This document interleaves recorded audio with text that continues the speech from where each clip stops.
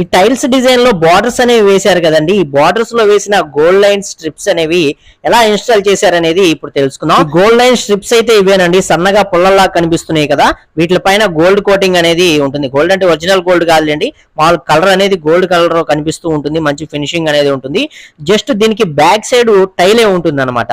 దీన్ని ఆల్రెడీ ముందుగా కట్ చేసి పెట్టుకున్న టైల్స్ అనేవి తీసుకుంటారు. బార్డర్స్ కి వేసే కలర్స్ డిజైన్స్ ని బట్టి ఇలా కట్ చేసి పెట్టుకున్న టైల్స్ కి రెండు వైపులా కూడా గోల్డ్ స్ట్రిప్స్ అనేవి అంటిస్తారండి. గమ్ము పెట్టి అంటించిన దానిపైన సిమెంట్ అనేది వేస్తారు. సిమెంట్ వేసి మొత్తం కూడా స్ప్రెడ్ అయ్యేటట్టు దాని మీద సిమెంట్ అనేది చల్లేసి అలా పక్కనైతే పెట్టేసుకుంటారండి. పక్కన పెట్టిన పీసుల్ని టైల్ అంటించిన తర్వాత ఎక్కడైతే బార్డర్ అనేది వస్తుందో ఆ బార్డర్ పైన దీన్ని కూడా ఇన్స్టాలేషన్ అనేది చేస్తారు.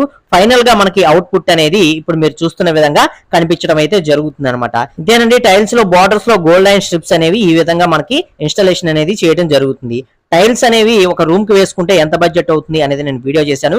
మీకు కింద కనిపిస్తూ ఉంటుంది, అక్కడ ప్రెస్ చేసి ఫుల్ వీడియో అనేది తెలుసుకోండి. ఈ వీడియో నచ్చితే లైక్ చేయండి. మరిన్ని వీడియోస్ కోసం ఛానల్ ని సబ్స్క్రైబ్ చేసుకోండి.